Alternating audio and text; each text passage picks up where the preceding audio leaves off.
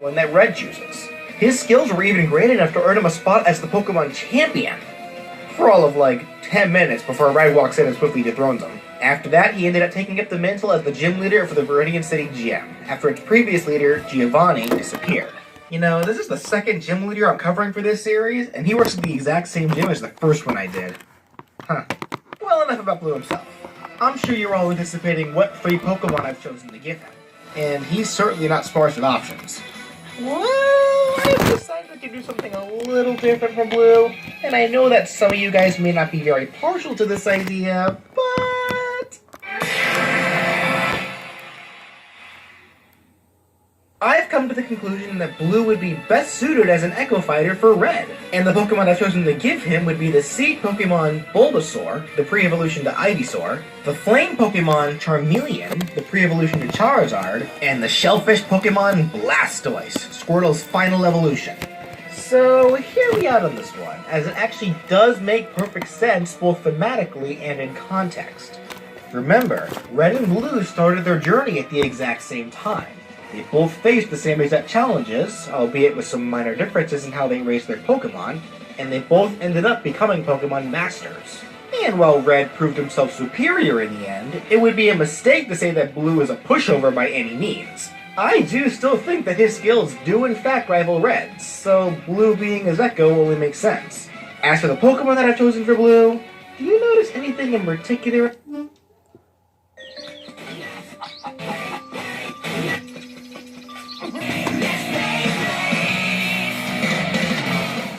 It's time for some glitches in Link's Awakening on the Nintendo Switch. Unlike the usual Zelda game, this one has a bunch of cameos of enemies from other Nintendo games, one of which being the Anti-Kirby. It's like Kirby, but not, and it's actually the cause of that first glitch you saw. Whenever Anti-Kirby inhales their little hero, Link will start spinning out of control and get Majin Buu'd. Instead, if you enter this room in the Eagle Tower from the south, with the wall in place, you can bait the Anti-Kirby into using his Inhale on you, and then immediately leave the room. Once that's done, congratulations! You will now spin whenever you stand still. It will last through loading zones and teleporting, but not through reloading a save. Until then, you can just have fun with it. Another useless glitch can be found in the fishing minigame, which Flockger ran into while trying to retrieve the empty bottle from the pond. You see, whenever a fish or bottle attaches from Link's fishing line, the line immediately reels in, ready for another cast. Also, when reeling in the bottle,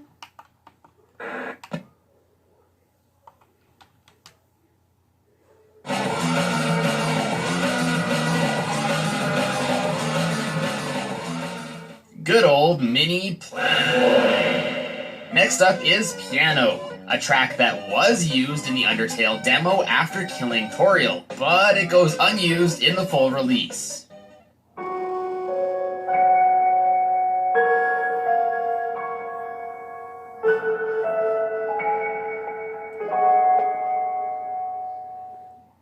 Yet another unused piano song, Ruins Piano is next, and just like the name suggests, it is a slow piano version of the song that is heard in the ruins.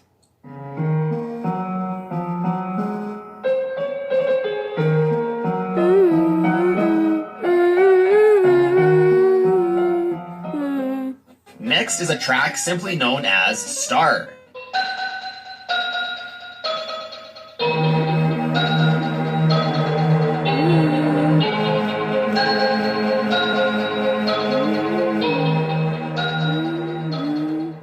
Star is a fitting name, as apparently the song uses instrument samples that were used in the original Star Fox game.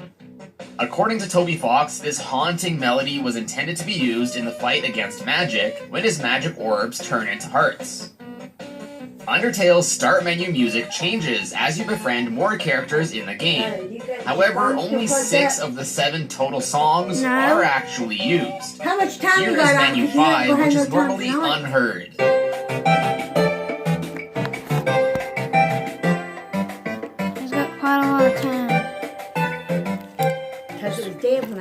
There are also a few sounds that go unused in Undertale, so let's bang through them quickly. We have a grunting voice for apparently a swipe, presumably for Mettaton. And then there's 3 unused Flowey lines of him saying triple, Jaith, and ah. Now on to Undertale's unused text string. And if they're not home in that hour,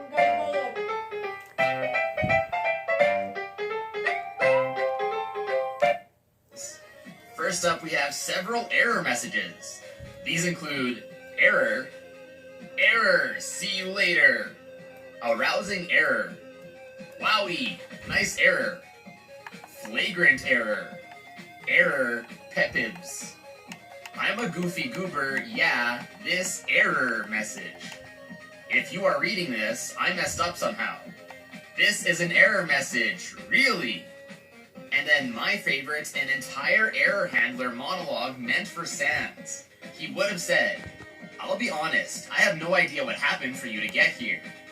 This is actually some sort of error handling message. So if you're getting this ending, tell whoever made the game, okay? They'll fix it, or if it's a novel situation, they might even add another ending to the game. Chances are, though, you're just a dirty hacker, aren't you? Yeah, get out of here. Next is some unused monster history text labeled as Part 6. It basically outlines that the monsters don't get ill, but they describe those that are old or close to death as falling down. Next is an unused section in the script for Mettaton's quiz. It is found right after Mettaton mentions that Alphys names programming variables after her crush. So of course, those curious enough to go check the files to see who Alphys' crush is were met with the following message. Lol, if you came to this part of the code to see who I have a crush on, you're out of luck. There's also an unused script for Mettaton requesting for you to be his mortal enemy. After rejecting his request, he will send you an invitation to, let's see here, die. To which you could have responded, or just ignored. Next is a text string which just reads, Beepus Valley Granola Bars. Likely a spoof of Nature Valley Granola Bars, but with more Beepus. Then there are these two text strings found among the dialogue for the Photoshop Flowey fight. Alrighty then. Test Monster is an early version of Frogget used for, you guessed it, testing. They share many of the same lines, but these are the lines that are unused normally by Frogget. And in this line, we can see Toby Fox's frustration. And the last notable unused text string is Alfie's 17th lab entry, which is normally skipped in the true lab. It basically just explains that with too much determination, the bodies of the monsters begin to break down. So it looks like Undertale also has some items that were scrapped from the game. A croquet roll, which would have healed 15 HP, pumpkin rings that would heal 8, stoic onions that would heal 5, a ghost fruit which would heal 16, and puppy dough ice cream which would heal 28 HP. There's also rock candy which would heal 1 HP and would even come with its own recipe for how to make it at home. But I think the recipe is a bit too complicated. Next up is a battle sequence that is unused. This battle would have been with RG3 and RG4, two royal guards that are mentioned in the game during a phone conversation with Undyne. They would have been seen as two friends that got into a fight, and trying to get them to put their differences aside would have been the way to pacify and spare them. After winning the battle, the sprites revert to a placeholder sprite that is just Aaron's defeated sprite, for some reason. Now, before we move on to Undertale's unused graphics, there have been several messages hidden in Undertale by Toby Fox in an attempt to deter hackers and data miners from spoiling the game and its secrets. These messages are found as audio files, text strings, and graphics, but I felt like they deserve their own little section in this video. Let's start off with the text that is found in Script Attention Hackers number 2. Toby goes to say, part of this game's charm is the mystery of how many options or secrets there are. If you are reading this, please don't post this message or this information anywhere, or doing secrets will become pointless. By the way, most of the seemingly unused text files are used. If you can